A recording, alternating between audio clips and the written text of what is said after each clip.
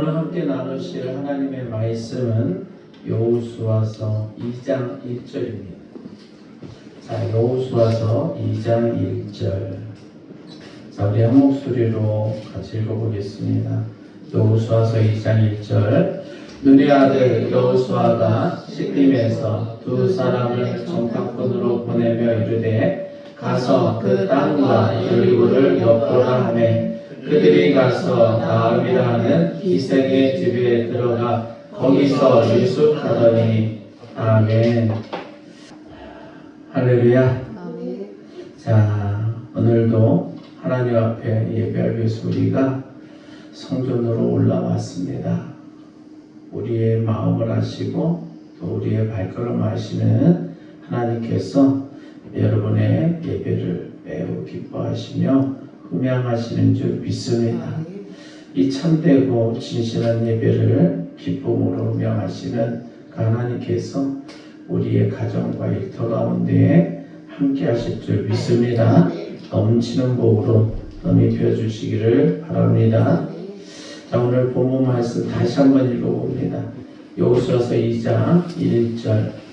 눈의 아들 여호수아가 시딤에서 두 사람을 정탐꾼으로 보내며 이르되 가서 땅과 여리고를 엿보라 하매 그들이 가서 나암이라 하는 기생의 집에 들어가 거기서 유숙하더니. 아멘.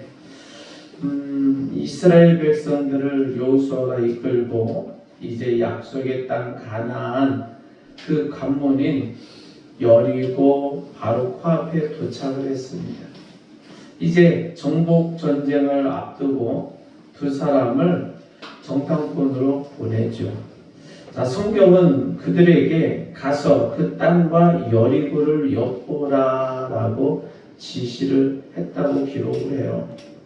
자, 가나안 땅의 군사력은 어떤지, 또 성벽은 얼마나 견고한지, 요새는 어디에 있는지, 또 정탐하여 승리의 전략을 짜자라는 것이 상식적인 임무였을 것입니다.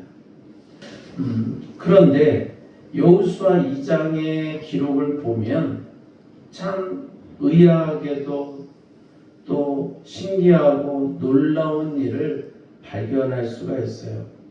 그것은 정탐꾼들이 가나안 땅의 지형이나 또 무기나 군사 배치 등을 살핀 내용은 단 한 줄도 나오지 않고 있다는 거예요. 이 장 전체 처음부터 끝까지 오직 한 여인 라합의 이야기가 나와요. 라합이라는 기생의 집에 머물렀다. 그녀와 대화를 했고 그녀를 통해 구출받게 되는 이야기로 가득 채워져 있다는 거예요. 도대체 왜 그럴까? 여호수아는 분명히 군사적 정탐을 임무로 맡겼을 텐데 이 속에는 그러한 임무 수행의 내용은 기록되지 않고 그 속에 인간의 계획을 뛰어넘는 하나님의 깊은 섭리가 숨겨져 있는 것을 볼 수가 있더라는 거예요. 자, 이 정탐꾼을 보낸 것은 여호수아잖아요.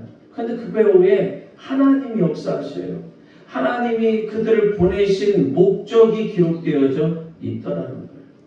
자, 하나님은 그 땅에 덩치 큰 사람이나 또 그들이 가진 무기나 수많은 병거와 말들은 두려워하지 않아요. 아무리 견고한 성일지라도 우리 이스라엘 민족과 동행하시는 전능하신 하나님께서 능히 다 물리칠 수 있는 줄 믿습니다. 그러므로 정탐꾼을 보낸 목적은 전쟁의 승리를 위한 전술적 정탐이 아니었더라는 거예요. 하나님의 섭리 가운데 있었던 계획은 우리 인간으로는 도저히 예측할 수 없는 구원의 섭리가 담겨져 있었던 것을 볼 수가 있습니다. 오늘 우리가 이 하나님의 심오한 계획, 곧 정탐꾼을 보내신 목적이 무엇인지를 함께 살펴보고 은혜를 나누려고 해요. 그 첫 번째 목적이 뭐냐 하면 죄인을 찾아 구원하시기 위함이었다는 거예요. 한번 따라서 합니다. 하나님은 죄인을 찾아 구원하시기를 원합니다. 아멘입니까? 하나님은요, 정탐꾼을 여리고로 보내신 가장 첫 번째 목적으로 그 멸망한 성에 살고 있던 한 여인 라합을 만나게 하시기 위함이었다는 거예요. 자, 하나님은 저 높고 광활한 하늘에서 이 땅의 모든 것을 구보 보시고 계시는 줄 믿습니다. 자, 그런데 수많은 가나안 백성들 중에 보잘것없는 한 여인에 주목하고 계시더라는 거예요. 이 여인은 성경에 기록된 대로 라합이에요. 그 이름은. 그리고 그가 하는 일은 기생이었다는 거예요. 그러니까 직업이 기생이라는 거예요. 자, 당시 사회에서 죄인으로 낙인 찍히고 세상에서 가장 비천하게 여겨지며 멸시와 비난을 받던 대상 중에 하나였다.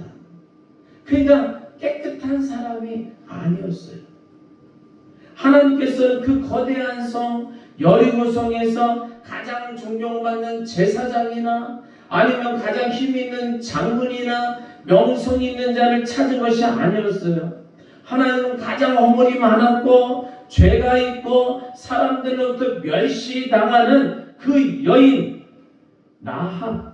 라합에게 정탐꾼을 보내신 거예요. 그것도 우연인 것처럼 보이게 하여 그녀의 집에 들어가 머물도록 하신 줄 믿습니다.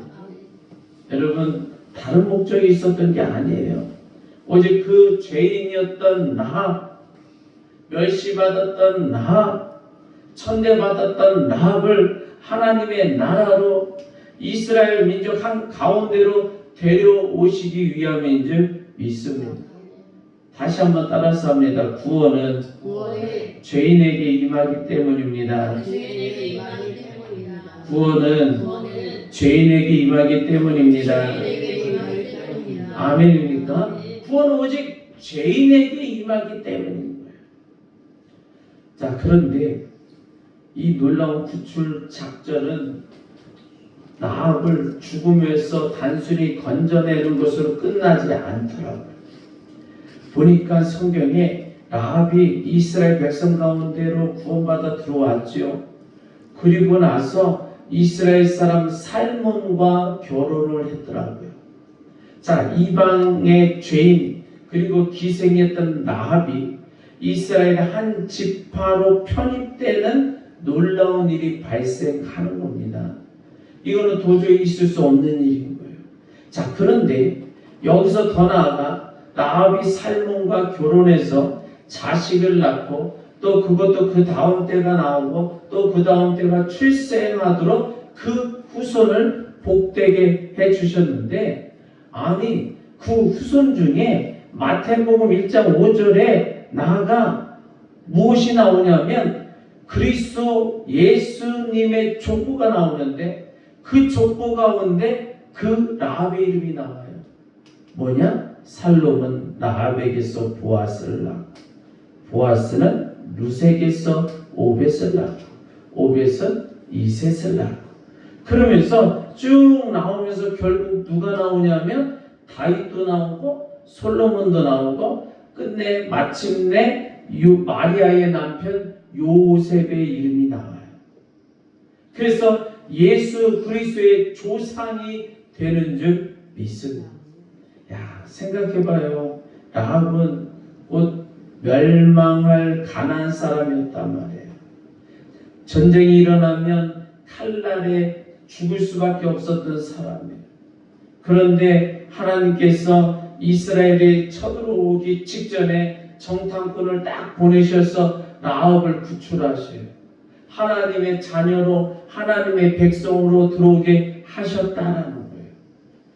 그러니까 정탐꾼을 보낸 궁극적인 목적이 뭐냐? 라합이라는 죄인을 구원하는 데 있더라. 그런데 더 궁극적인 목적은 뭐냐? 라합을 통하여 그 후손 중에 예수 그리스도가 이 땅에 오실 수 있는 통로가 되도록 그 위대한 구원의 계획을 성취하는 데 있었던 것인 줄 믿습니다.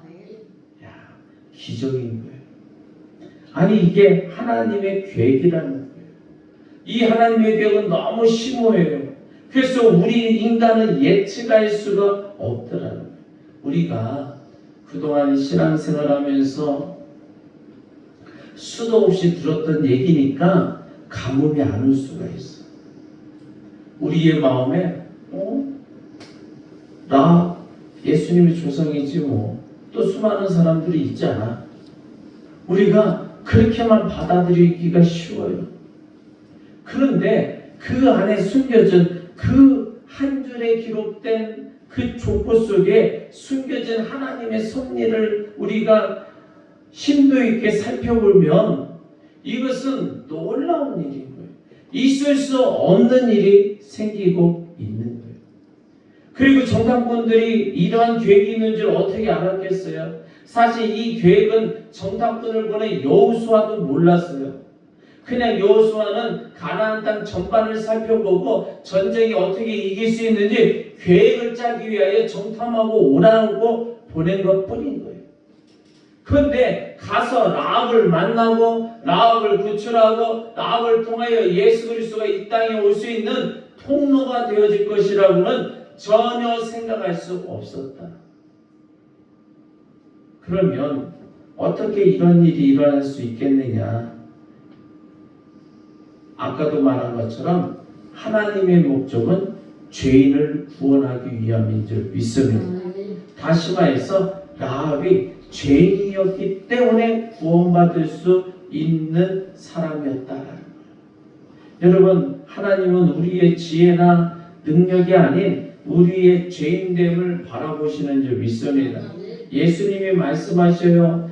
예수님이 건강한 자에게는 의사가 쓸데없다. 병든 자에게야 쓸데있는 거야. 나는 의인을 부르러 온 것이 아니라 죄인을 부르러 왔노라 말씀하시는 줄 믿습니다.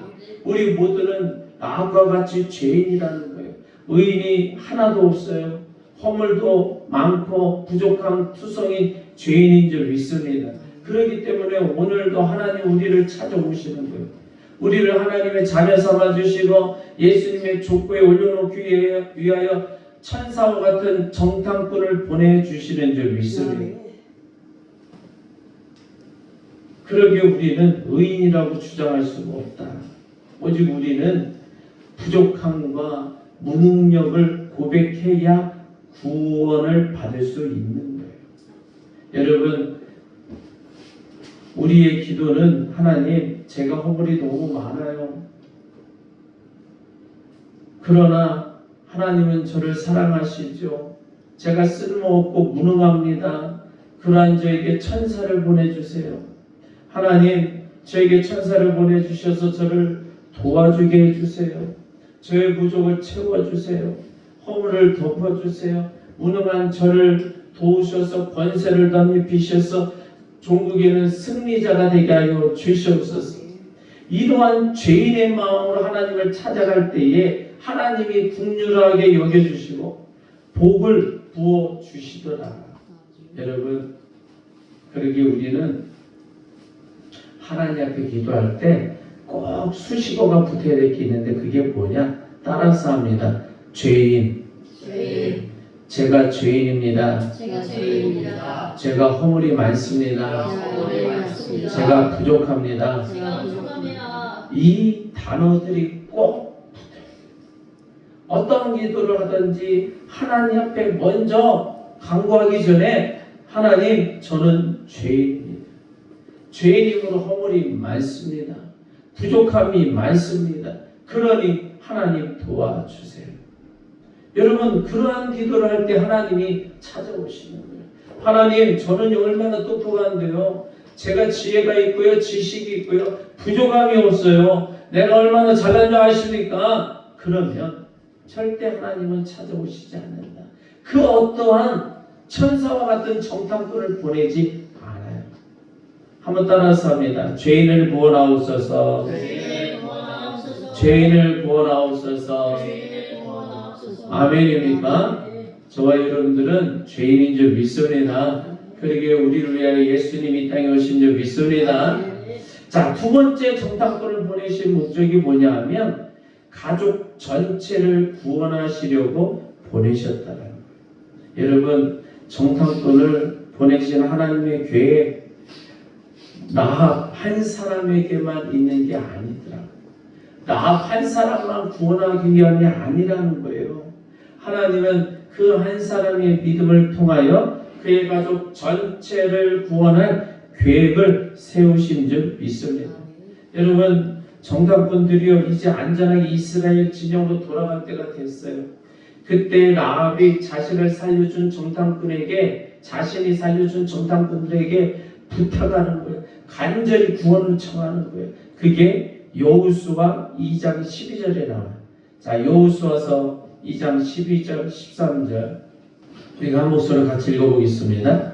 그러므로 이제 청하노니 내가 너희를 선대하였은즉 너희도 내 아버지의 집을 선대하도록 여호와로 내게 맹세하고 내게 증표를 내라. 그리고 나의 부모와 나의 남녀 형제와 그들에게 속한 모든 사람을 살려주어 우리 목숨을 죽음에서 건져내라. 아멘. 아니 보니까 라합이요 자기 생명뿐만 아니라 자기가 사랑하는 아버지, 어머니, 형제, 자매 그리고 조카들까지 온 가족 전체를 구원해달라고 간청을 했더라. 그런데 하나님은 이 라합의 간절한 간청을 결코 헛되지 아니하셨더라는 거예요. 여러분, 라합의 구함이요 땅에 떨어지지 않도록 응답하시는 줄 믿습니다. 그러게 우리가 하나님 앞에 간구하는데 우리의 간절한 간구함을 하나님은 반드시 들으시고 우리의 형제 자매도 반드시 구원하실 줄 믿습니다. 우리의 믿지 않는 가족을 구원해 주실 줄 믿습니다. 믿지 아니하는 친구들도 구원하실 줄 믿습니다. 믿지 아니하는 그 사랑하는 이들을 위해서 우리가 기도하면 반드시 구원하신다. 여러분, 그런데 여기서 놀라운 사실 하나 더 발견하는데 그게 뭐냐? 멸망이 코앞에 닥친 것을 깨닫고 구원을 위해 간절히 기도하고 구한 사람이 누구냐? 라합 한 사람이다. 사실은 부모님도 그 형제들도 그 조카들도 그 누구도 지금 멸망이 코앞에 닥친 것을 아무도 몰랐어요. 그 형제자매 부모들이 몰랐다니까. 그들은 아이고 오늘도 평안하다, 오늘도 잘 산다, 나는 만족하다, 자기 배 두드리고 기뻐하며 즐거워하며 흥청망청 살고 있었을 거예요. 근데 곧 자기 성이 멸망하고 죽음이 임박하다는 것을 알게 된 라합 한 사람이 온 가족을 구원하기로 작정한 거예요. 그리고 하나님은 그 한 사람 라합을 통해서 온 가족을 구원하시기로 작정하시고 응답하시고 허락해 주신 줄 믿습니다. 그러니까 이 한 사람이 중요하다. 노아 한 사람이 중요하다고 그랬잖아요. 하나님의 말씀을 듣고 방주를 지을 때 온 가족이 듣지 않을 수도 있었잖아요. 근데 노아의 믿음과 간구로 그 노아 한 사람으로 아내가 말씀을 듣고 아들들이 말씀을 듣고 며느리들이 말씀을 듣고 구원받게 된 줄 믿습니다. 온 가족이 방주에 타서 구원을 받았다는 거 아니에요. 네가 예수님을 믿으면 너와 내 집이 함께 구원받아. 바로 한 사람으로 말미암아 한 가정이 구원받을 수 있다고 말씀하고 있는 거예요. 그러니까 그 한 사람이 매우 중요하다. 우리는 그 한 사람이 되어야 할 줄 믿습니다. 그 한 사람의 믿음이 누룩처럼 아내에게 자녀들에게 퍼져서 노아 온 가족이 방주에 탔다라고 제가 엊그저께 설교한 것 같아요. 한마디로 하나님이 그 한 사람의 믿음을 온 가족에 뿌려지게 하시고 은혜가 임하게 하시고 은총을 부어주시는 줄 믿습니다. 그래서 우리는 그 한 사람이 되어져야 되는 거예요. 아니 다른 사람이 되면 되죠. 그러면 그 상급과 축복이 다른 사람에게 넘어가는 거잖아. 우리는 각자가 그 한 사람으로 하나님을 향하여 믿음을 가지고 살아가야 될 줄 믿습니다. 성경 보니까 성도가 하는 기도를 금그릇에 받더라고요. 녹그릇도 있고 나무 그릇도 있고 요즘 말로 플라스틱 그릇도 있고 흙그릇도 있고, 그런데 그러한 그릇에 우리 기도를 받는 게 아니라 금대접으로 받는다. 다시 말해서 우리의 기도가 금처럼 귀하다. 금처럼 귀한 성도의 기도를 금그릇에다 받아다가 하나님 앞에 올려드리는 거예요. 그 기도를 땅에 흘리지 않으려고 최선을 다하는 거예요. 그것을 너무 소중하게 여기는 거예요. 그만큼 성도의 기도는 하나님이 귀하게 여기시는 줄 믿습니다. 그렇게 우리가 인생을 살다가 질병에 또 물질로 어려움을 당할 때에, 너무나도 힘들 때에 그 힘든 사람 옆에 있는 가족이, 친구가 주님의 이름을 부르며 기도할 때에 하나님은 반드시 천사를 보내셔서 치료하여 주시고 회복하여 주시고 해결하여 주실 줄 믿습니다. 그래서 그 한 사람의 기도가 너무 중요하다. 한번 따라서 합니다. 가족을 구원하옵소서. 가족을 구원하옵소서. 여러분 자신도 구원받고 우리 모든 가족이 다 구원받기를 원합니다. 저 천국에 함께 입성하는 줄 믿습니다. 그래서 정탐꾼을 보낸 세 번째 목적이 있는데, 그것은 뭐냐? 하나님께서 정탐꾼을 통해서 죄인을 구원하시고 그 죄인과 그 죄인의 가족 모두를 구원하는 원리를 우리에게 보여주셨어요. 근데 그 원리가, 핵심적인 원리는 뭐냐? 따라서 합니다. 예수 그리스도의 보혈입니다. 예수 그리스도의 보혈입니다.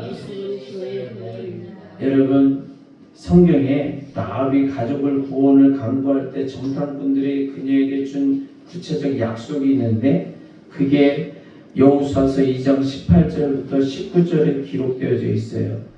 보니까 18절에 우리가 이 땅에 들어올 때 우리를 달아내린 창문에 이 붉은 줄을 메고 내 부모와 형제와 내 아버지의 가족을 다 내 집에 모으라. 보니까 집안의 온 가족을 모으고 창문에 붉은 줄을 매달아 놓으라는 거예요. 그것이 구원의 증표가 되는 거예요. 이스라엘 군대가 쳐들어왔을 때, 그리고 모든 것을 직면하고 있을 때 창문에 내려진 붉은 줄을 보면 그 집은 넘어가겠다는 거예요. 기가 막힌 약속인 거예요. 여러분, 이 구약의 구원의 사건은 이 유월절과 정확하게 일치하는 일인 거예요. 출애굽기 12장 23절에 문 임방과 좌우 문설주의 피를 보시면 여호와께서 그 문을 넘으시고, 다시 말해서 어린 양의 피를 발라진 집은 장자의 죽음의 재앙이 넘어가게 하시겠다고 약속하셨잖아요. 이 가나안의 진멸의 재앙이 붉은 줄을 보면 넘어가겠다는 거예요. 붉은 줄이 매달린 나합의 집을 넘어가겠다는 거예요. 이 붉은 피와 붉은 줄은 다름 아닌 우리의 죄를 덮으시고 생명을 살리시는 예수 그리스도의 보혈을 뜻하는 것인 줄 믿습니다. 예수님의 피를 말하는 거예요. 여러분, 정탐꾼을 왜 보냈어요? 첫 번째, 죄인인 나합을 만나서 구원하려고. 그리고 두 번째, 그 죄인인 나합만 구하는 게 아니라 그 죄인인 나합의 가족 모두를 구원하려고. 어떻게? 바로 예수 그리스도의 보혈의 피로 구원하심을 나타내기 위하여 붉은 줄을 매도록 하신 줄 믿습니다. 다시 말해서 구원을 상징하는 붉은 줄, 오직 예수님의 피로 구원받을 수 있음을 증명하고 있는 줄 믿습니다. 여러분, 우리의 구원이 오직 예수 그리스도의 보혈로 말미암는다는 거예요. 온 천하 만민이 오직 예수님의 피로만 구원받을 수 있다는 거예요. 그 보혈이 있는 자에게는 재앙이 들어가지 않고 생명과 구원이 임하는 줄 믿습니다. 그러기에 우리의 구원, 우리의 죄사함, 우리의 의로, 우리의 질병과 치료, 우리의 천국 소망은 오직 예수 그리스도의 보혈의 피로만 이루어지는 줄 믿습니다. 다른 길은 없어요. 절대 다른 길은 없어. 다른 이름도 없어. 오직 예수의 이름, 오직 예수님의 피. 그래서 예수 피는 곧 예수님 자신을 우리에게 주신다는 의미잖아요. 그 예수님의 보혈은 우리에게 주어지는 거예요. 예수님께서 제자들에게 말합니다. 내가 너희에게 내 이름을 주노니. 이름을 주신다는 것은 그 예수님의 보혈과 예수님의 능력을 우리에게 주신다는 약속인 줄 믿습니다. 그래서 요한복음 14장 13절에 이런 말씀을 해요. 너희가 내 이름으로 무엇을 구하든지 내가 행하리니 이는 아버지로 하여금 아들로 말미암아 영광을 받으시게 하려 함이라. 아멘입니까? 왜냐하면 우리는 능력이 없기 때문에. 우리가 살아가는 것은 우리의 힘이나 지혜가 아닌 줄 믿습니다. 오직 예수님의 이름으로 살고 예수님의 보혈로 살고 예수님의 능력으로 살고 예수님의 지혜로 살고 아멘. 바로 예수님으로 말미암아 우리는 승리하는 줄 믿으시기를 바랍니다. 이게 얼마나 감사한 거예요. 그러므로 우리는 늘 기도할 때 또 붙여야 될 게 있는데 주님의 보혈로 예수님의 이름으로 예수님의 능력으로 이 단어들을 붙여야 되는 거예요. 그 붙일 때에 우리에게 주님의 보혈이 임하고 예수님의 이름이 임하고 그 주님의 능력이 임하는 줄 믿습니다. 여러분 불신자일 때는 나로 말미암아 사는 거잖아요. 근데 이제 우리는 예수님으로 말미암아 살아가요. 예수님의 피로, 예수님의 이름으로, 예수님의 능력으로, 예수님의 지혜로, 예수님의 기적으로 우리는 마귀도 물리치고 예수님의 이름으로 질병도 물리치고 예수님의 이름으로 구원도 임하는 줄 믿습니다. 한번 따라서 합니다. 예수님의 피로 구원하여 주옵소서. 예수님의 피로 구원하여 주옵소서. 아멘입니까? 그러기에 우리는 그 구원의 은혜에 감사하며 항상 간절히 기도하며 살아가야 될 줄 믿습니다. 오늘 우리가 정답군의 사건을 통해서 하나님의 그 놀랍고도 심오한 구원의 계획을 살펴봤어요. 하나님께서는 전쟁 승리를 위한 전술을 얻기 위하여 정탐꾼을 보낸 게 아니에요. 가장 비천한 죄인 나합을 만나 구원하시기 위하여 보낸 줄 믿습니다. 그 한 사람뿐만 아니라 가족 전체를 구원하시기 위함인 줄 믿습니다.